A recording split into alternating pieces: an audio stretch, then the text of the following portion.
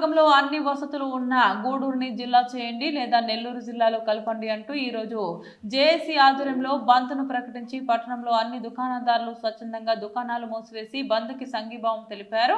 JAC సభ్యులు RTC బస్సులను అడ్డుకొని నిలిపివేశారు. బస్సులను అడ్డుకునే సమయంలో పోలీసులకు జేఏసీ సభ్యులకు చిన్నపాటి వివాదం కూడా జరిగింది. ప్రాణాలైనా అర్పించి గూడూరుని జిల్లా చేసుకుంటాం లేదా నెల్లూరు జిల్లాలో కలుపుకుంటామని జేఏసీ సభ్యులు తెలిపారు.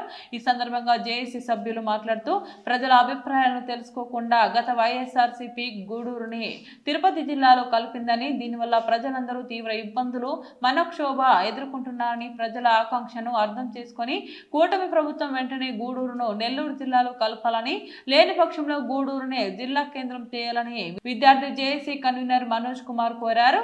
గూడూరును జిల్లా కేంద్రం చేయాలని, లేని పక్షంలో నెల్లూరు జిల్లాలో కలపాలని నినాదంతో గూడూరు పట్టణంలో గత 18 రోజులుగా జేఏసీ ఆధ్వర్యంలో పలు కార్యక్రమాల ద్వారా ప్రభుత్వానికి ప్రజల ఆకాంక్షను తెలియజేస్తున్నారు.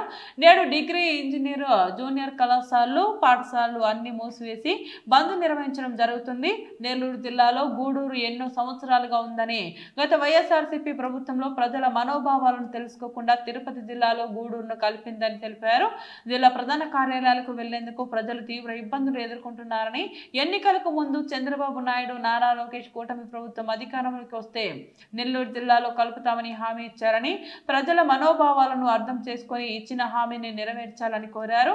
ఈ కార్యక్రమంలో జేఏసీ నాయకులు, పలు విద్యార్థి సంఘాల నాయకులు, విద్యార్థులు ఈ బంద్లో పాల్గొన్నారు.